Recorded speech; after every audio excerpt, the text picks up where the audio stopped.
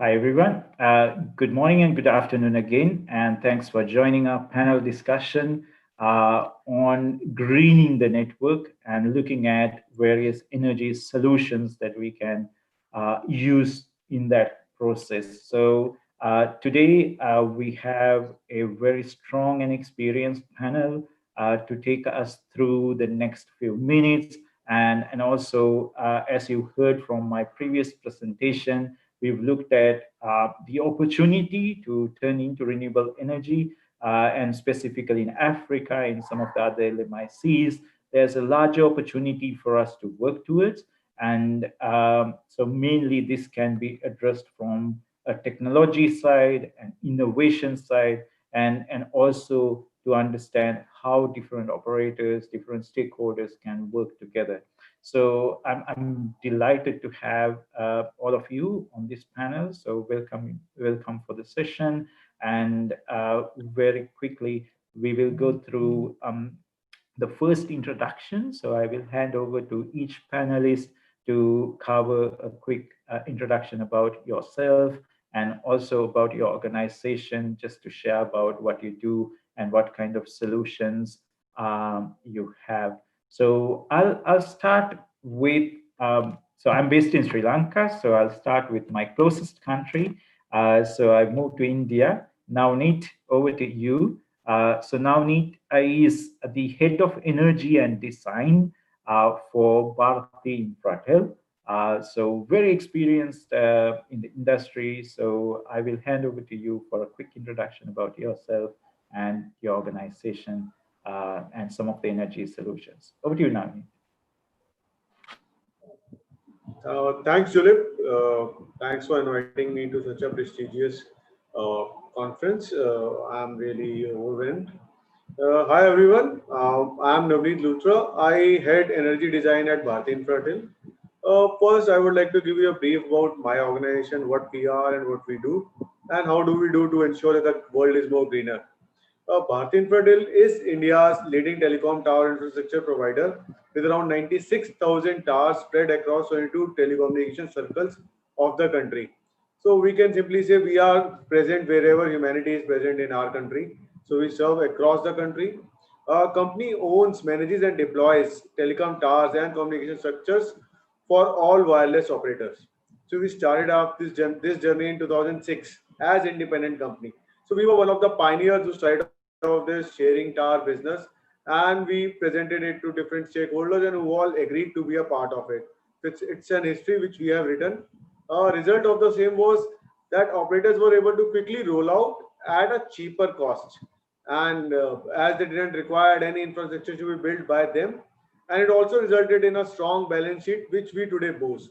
So we have a very strong balance sheet to say. On energy front, we are steadfast committed towards greening our sites. Today, we have around 45% sites which are green. So by green, we mean we don't use diesel, or either we use for a minimal quantity which is required for any emergency or maintenance purposes. So otherwise, we don't use any diesel at 45% of our sites. So that's the way we work on. We also have largest, or rather one of the largest renewable power network portfolio with around 3,000 sites currently being run on solar. We are also working on other renewable energy sources, including wind, fuel cell, and biomass, but they haven't been scaled up on account of some commercials and technical reasons, which we are trying to resolve.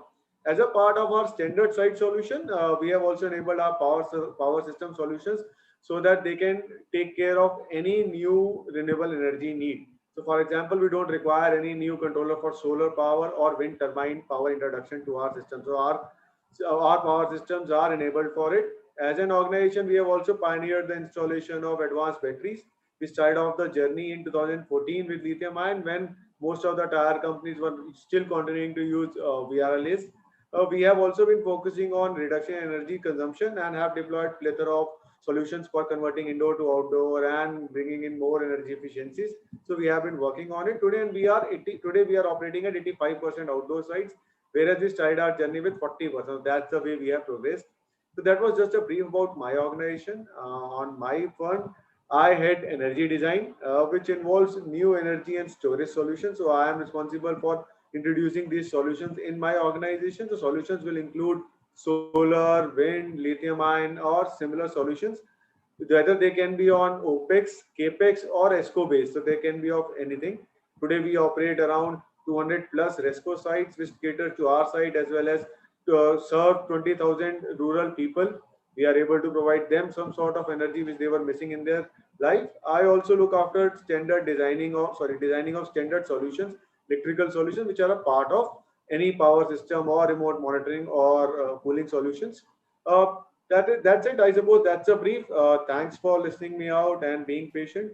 Over to you, Dilip. Thank you. And I feel I was bang on time. Didn't waste it much.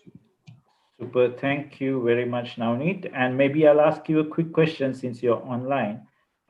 So, with your experience over many years operating as a towerco, yesterday when I asked a question from some of the towercos, they highlighted that there's regulatory challenges when it comes to making that conversion. So, if you can quickly tell us, like, what is the situation and your experience on addressing some of the regulatory challenges? Do you see it as a incentive, the regulations, or is it a barrier for you? Uh, so it's a mix of both. It's like government has, will not say government, there have been steps taken towards easing up the things, and then there have been step backs as well. There's like one step ahead and two steps back. For example, net metering was enabled across the country, and today it is not being promoted. Rather, a new concept of gross metering has been enabled. I feel we all must be knowing gross metering concept.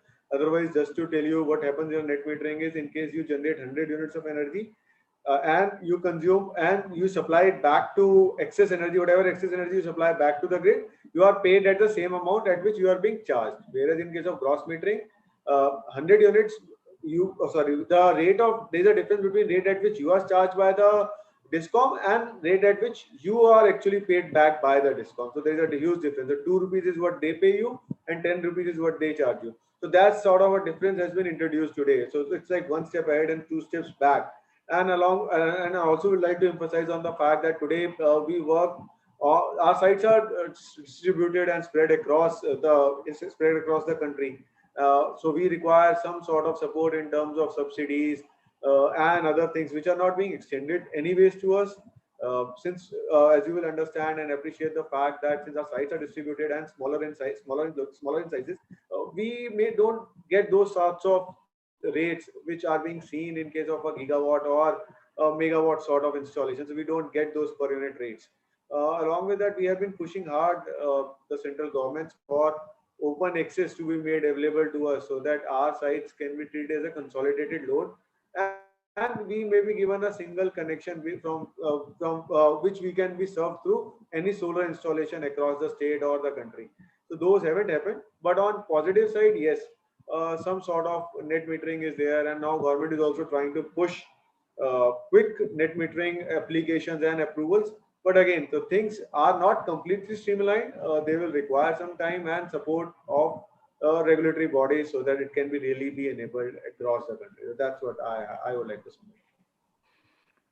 Sure. Thanks very much, Navneet, for that. And we move to Michelle now, Michelle Fraise, who is the VP and CTO for digital power products in Huawei. So over to you, Michelle, to share a little bit about yourself and also about Huawei's solutions that we know about. Over to you. Thank you, Dilip. After India, you're going to travel to France because I'm based in France. I'm the Vice President and CTO of the Digital Power, which is the energy business of Huawei. What do? We do telecom site energy, we do data center energy, we do what we call smart PV, which is grid connected inverters for solar farms, for example. We also go motive power, which is components for the electrical vehicles. And we do all the onboard power supplies that we use in our own equipment and now open to the rest of the market. Last year, we reached 4.7 billion US dollars revenue. We are the biggest team in terms of power conversions in the world, with more than 2,000 people in R&D. got 3,000 patents dedicated to the power designs. And we are the number one in terms of market share, in terms of tech and power since 2015, and with 36% market share in 2019. What we do believe regarding our solutions, we do believe in having simple and reliable solutions. So simple to install, simple to operate, simple to maintain. We work on efficiency. This is key. Efficiency is key for your OPEX, but it's also key for the global warming and CO2 emissions. We'll come back on this. And we bring intelligence. We want to have smart, smart sites, smart networks. And the idea is to have a greener network. We are quite proud last year to get the 5G Green Power Sustainable Impact Award given by the ITU. And if we look at our solution, how do we do that? How do we green the networks? First of all, we want to go from multiple systems, multiple vendors to one-stop solution, one unified power platforms, which can cover both telecom and IT, because we see IT coming into the pictures with 5G coming and with some new edge devices, edge computers being close to the network. We do believe that lithium batteries will replace lead acids. We do believe in intelligent energy storage. So lithium is not only backup, it's more than more features. And this is something we have been experiencing since 2011, with more than 500,000 units being deployed around the world. More than 34,000 units in South Africa, if we talk about Africa. We do believe in solar, and we have some intelligent solar units. We call this IPV, where we got on the high efficiency PV panels, one converter per PV panels, with efficiency of more than 99%. And we had, intelligence, artificial intelligence. So we can know if the PV panel has been stolen, is broken, got some shadow on it, so we can do remotely the analysis of what's going on the sites. With these different components, then we can have some advanced hybrid solutions. Our vision is to get rid of the fuel if we can. So it's not possible all the times, but with the help of artificial intelligence and our advanced lithium batteries, we can, in some cases, in poor grid, remove completely the gensets to have zero fuels. And we can see that the return investment is, in these cases, less than 1 year, most of the time, less than 2 years in all the cases. And if we cannot remove the gensets, then we're going to associate it with lithium batteries to make it run at the highest efficiency point, which is around 80%. In that case, we're going to tremendously reduce the fuel consumptions and all the OPEX and the CO2 emissions. So this is, components, and of course, you need to have a good visibility of what's going on. So you need to have an advanced network management systems. And in this network management system, we have been adding some intelligence and artificial intelligence. So you can have some optimizations done by the system itself, no manual operations, everything is automated. And you can also have some proactive maintenance. Instead of going on site, because you got a problem, you will go on site to do some preventive maintenance. So this is in a very short time what I can say. Sure, thanks very much, Michel. Thanks for the good overview of Huawei's activities and massive amount of solutions and work that you do. Since I have you online, a quick question to you would be like, in your experience, so we've discussed about different stakeholders in the whole the ecosystem. So we have the mobile operators, we have towercos, and we have also ESCOs. So from Huawei's side, how do you kind of see working or binding all these stakeholders together when it comes to use of more renewable energy sources? And do you see that it's more challenging, or like, do you see different challenges working with different stakeholders, specifically on a renewable energy side? Now, what we do see, we got all the mobile network operators got clear target on CO2 emissions.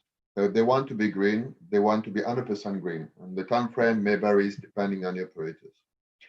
We see also a major trend regarding, the site infrastructure being owned by tower companies.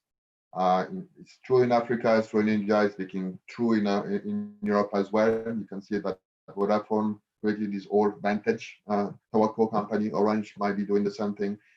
And so towerco mobile network operators, they work together. So they have the same targets.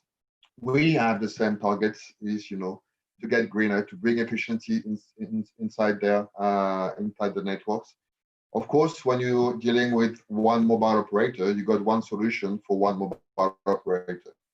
When you're dealing with a towerco, which might have 2, 3, or sometimes more operators on site, then you need to have similar solution but adapted to dealing with different operators, being able to control and measure different operators. And so by doing that, you will have more site digitizations. You will have more wireless IoTs, so you can actually know what's going on the site, and the towerco can measure and invoice according to the power consumptions. So, and the ESCO models is in between. I think ESCO are also quite important into this greening of the networks. Unfortunately, I will say one of the key performance indicator and financial indicator sometimes may block these guys to implement from scratch renewable energy. So this might be some incentive to give to these peoples. So capex is not the only criteria to invest or not at the early stage. Sure. Thanks very much. Very relevant points and very good answer. So we will move now to Esben. Esben Hansen is from Sir Energy and is the business development manager. So over to you, Esben. Thank you, Dulip. Thank you for being here today. As Dulip said, I'm a business development manager for Sir Energy.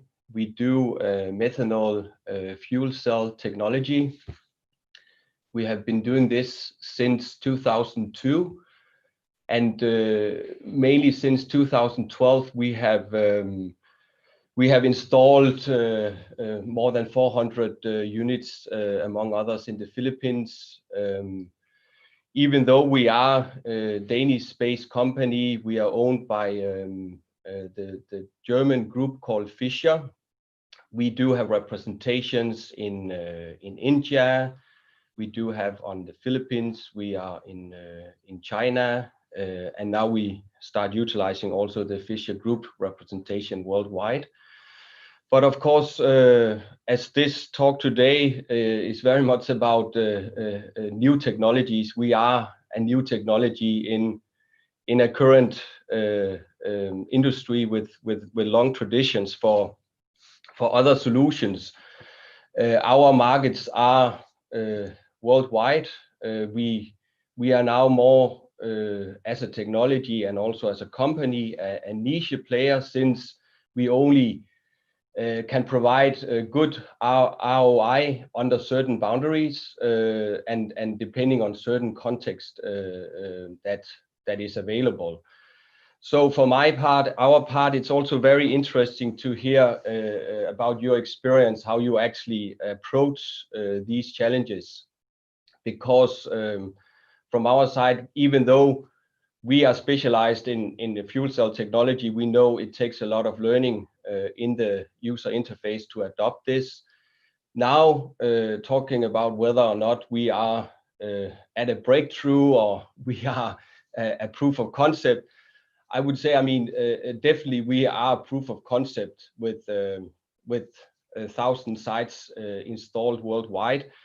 But on the other hand, we have very big challenges in terms of incremental innovations into the user interface, and we also face challenges in system integration. We can do a lot more in terms of establishing the right partnerships and establish that needed dialogue to actually fulfill the goals that is a win-win on all parties. So it's really I mean, we are here today to listen and learn, but of course also to promote and communicate the fact that it's important to have a strategy for your fleet and your site, and this is what I hear. I feel I'm talking to frontiers. I feel I'm talking to people who experienced and also prioritize integration of new technologies.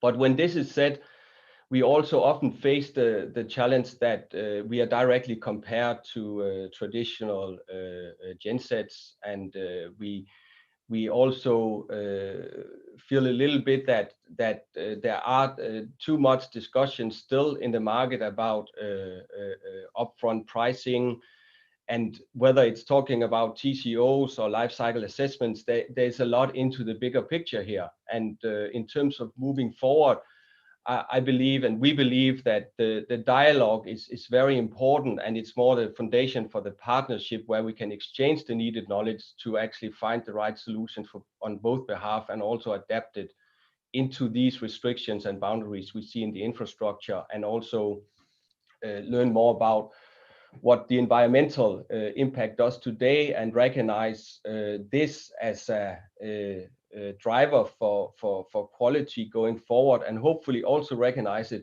the associated value that comes with the sustainable agenda. And we have a task, government has a task, I believe you have a task, and we are faced with challenges, but let's look at it as a learning challenge, and it's a learning curve we all have to get on to seize the opportunities going forward. So yeah, very short, we are 70 employees worldwide. Part of them are in the Philippines. That's where we also have in mind to establish our learning academy. So again, it's about learning, it's about support, it's about commitment to ensure that we can service and also support our partners, especially in new markets.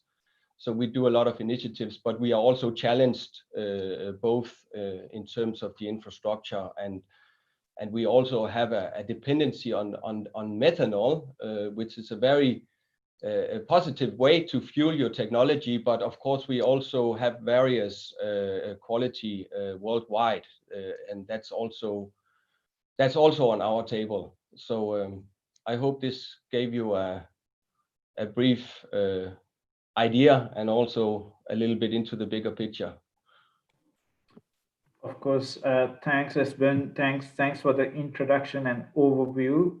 Maybe very quick question for you would be, having personally being in a MNO space and worked for a MNO few lifetimes ago, I know that although operators and even the industry is like very innovative, looking at new technology in their product side, but when it comes to their infrastructure side, they are less prone to do new things or try out new innovations, new technology. So working with the industry, how has it been, and how have you seen the appetite for new technologies or new solutions compared to the traditional solutions that operators already use? Well, of course, we had successful experiences, but they are it doesn't happen overnight, and that's why I emphasize the theme of a partnership collaboration, because of course it takes a lot of mutual knowledge sharing to actually innovate into the user interface and into the infrastructure. We can do that with partners. I mean, we can do it our own system integration that could make it easier on the operators simply by having more system integration and more ready applications. On the other hand, we need to leave space for certain customized or flexibility and the needs for the operators or owners, you could say infrastructure, or certain needs in certain contexts. So it's a good balance. There are certain rigidities as well, but that's both on our side as well as on partners and client side, because we come from a more disruptive innovation in terms of the technology is new and is realizing its potential. It's also a change of mindset on our side to do the more incremental parts into adding value, specific value to the user interface. And that's a dialogue that needs to be supported on both sides. And if that attitude is not present, it's very difficult to innovate, because now it's not something we can do on our own. Sure, thanks, Esben. And we move next to Henrik. Henrik Sund is the Director of Product and Applications for Enersys, and we move to Sweden. So over to you, Henrik. Thank you, Dulip. A short hop from Copenhagen over to Stockholm. So my name is Henrik Sund. I represent Enersys in this debate. So short on my background, I have more than 20 years experience in telecom power systems and energy storage. I held position within everything from research development to strategic product management and executive sales.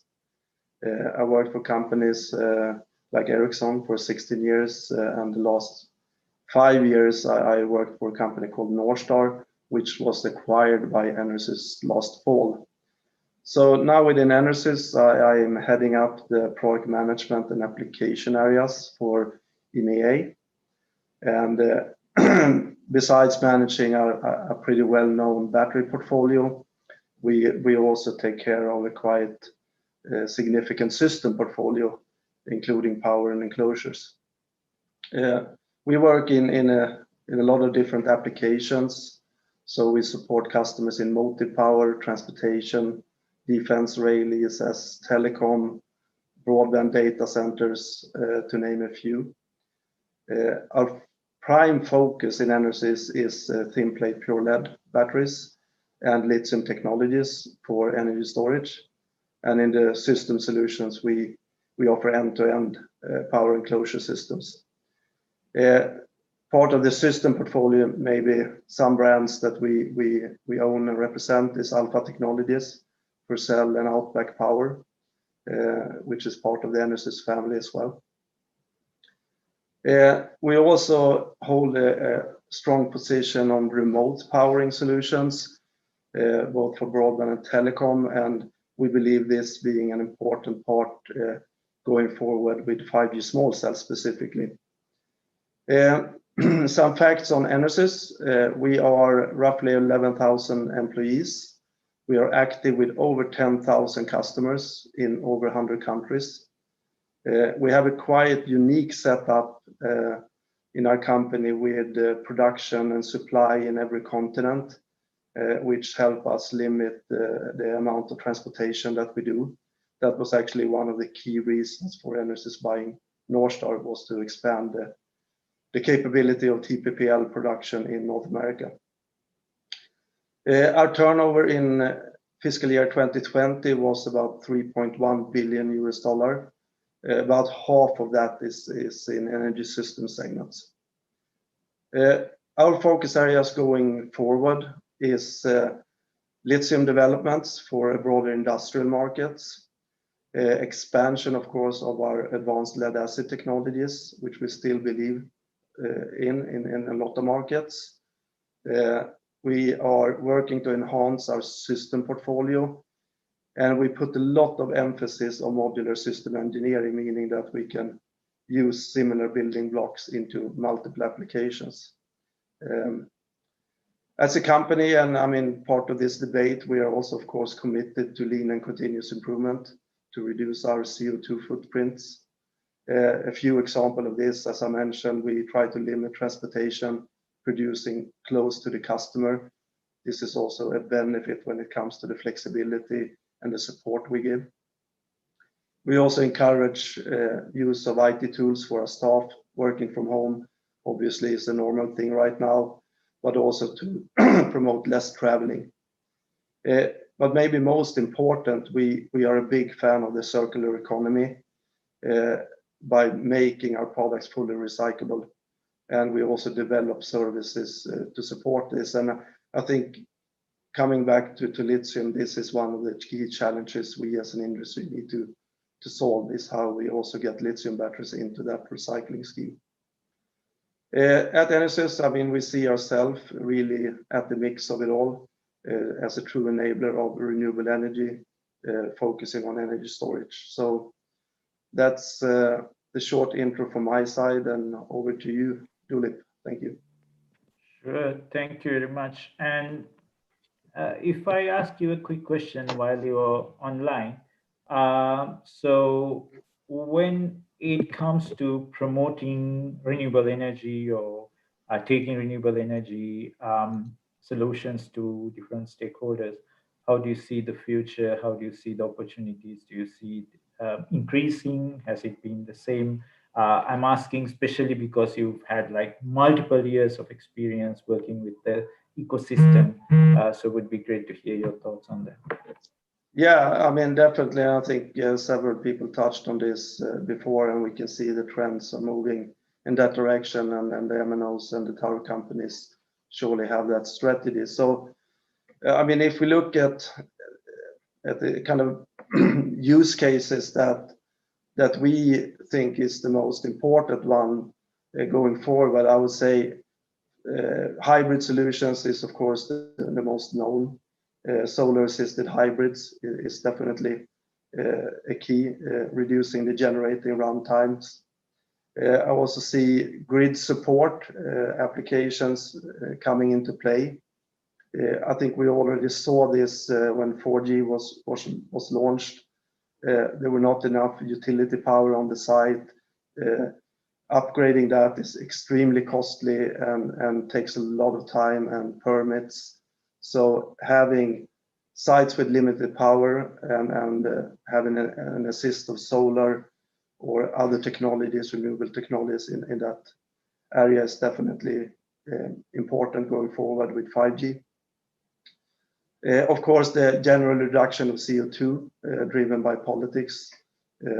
And we think, I mean, of course, batteries are key to enable these systems. I mean, getting the resilience in this solution, providing the fast response to shortages of energy is key.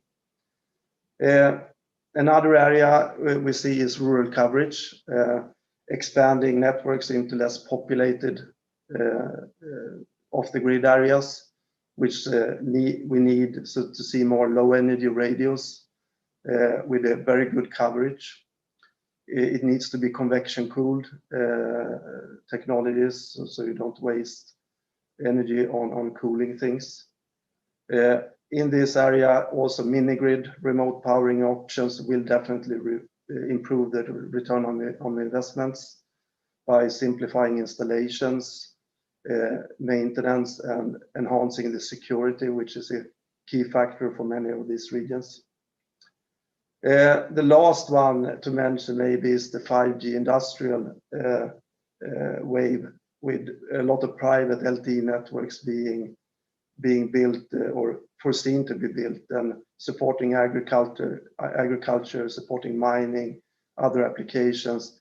We do see that a lot of these will be based on alternative energy solutions. So I think that's Sure. Thanks very much, Henrik, and thanks very much, everyone from the panel.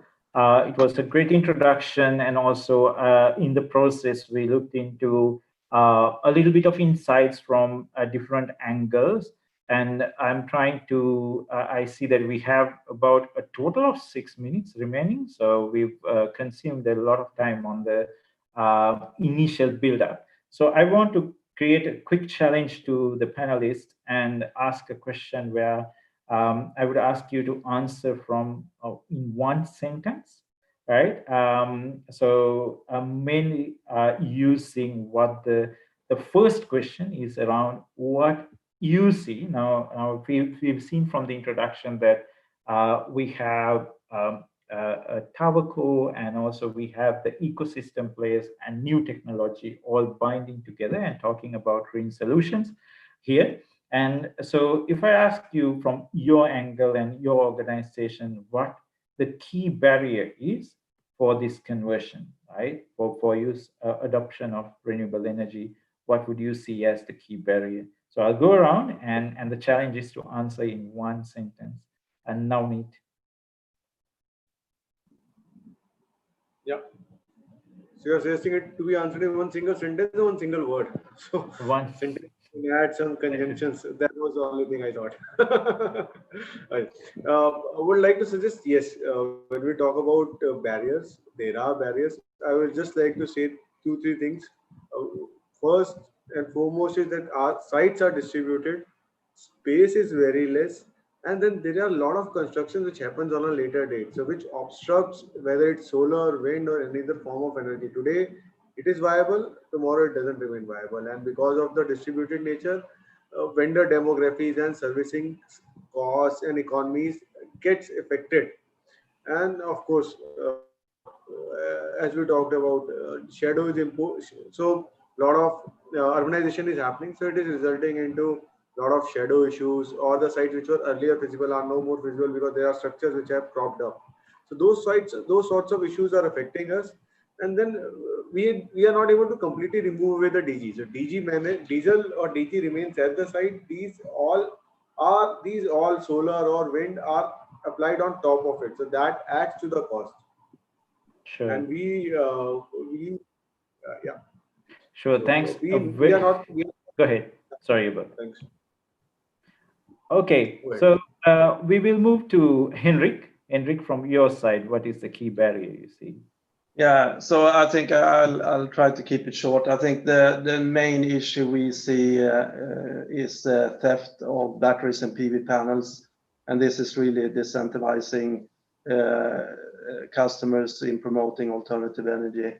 So I mean, what we see, I mean, you need to fix this at its roots. We promote the partnership type of solution innovation when it comes to stopping theft and also tracking thieves. But obviously, this is a huge topic and a huge issue and different in every country. So that's my 2 cents on that. Thank you. Sure. Thanks, Henrik. And Michelle, over to you. All right. I think one of the key challenges, but the one mentioned by Henrik are also very true. One of the key challenges is the financial challenge, because even if the business case is good, even if you got short ROI and good TCO, cash is king, and greening the site might not be the first priority to operators to towercos. So I think this is cash. Thanks very much. And we moved Westburn. From your side, from a new technology angle, what would you say? I think it's the recognition of the bigger picture, the long-term thinking, and the willingness to learn and spirit of partnership to actually develop the learning and needed action together. And as a last thing, the recognition of the sustainable parameters in terms of real value and financials. There can be done a lot worldwide to show more appreciation of life quality and environmental impact. So I think I used my talking time. Thanks. Sure. Thanks very much, everyone. I think we covered a wide array of challenges that we've seen, starting from the financial challenges, very practical challenges, and also like renewable energy related challenges as well. So thanks very much for trying to answer in a short sentence. And I see that we have about a couple of minutes remaining, and quickly checking whether there's any questions for our panelists online, whether we can take up. I'm afraid I think we're going to have to wrap up here, but it's been a very good discussion, and I'd encourage everyone to message one another online. Esbeth has a couple of messages, I think. People want to hear more about fuel cells, and we have a roundtable happening that people are able to join to continue the discussion. Sure. Thank you very much from joining us on this panel. And as we heard on overall different solutions that we can have for green energy. and also we went into specific opportunities we have, and also looking at what the key challenges are.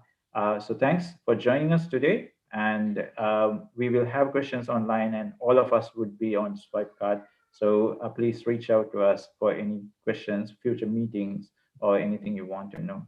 On that note, we end with wishing you a good day.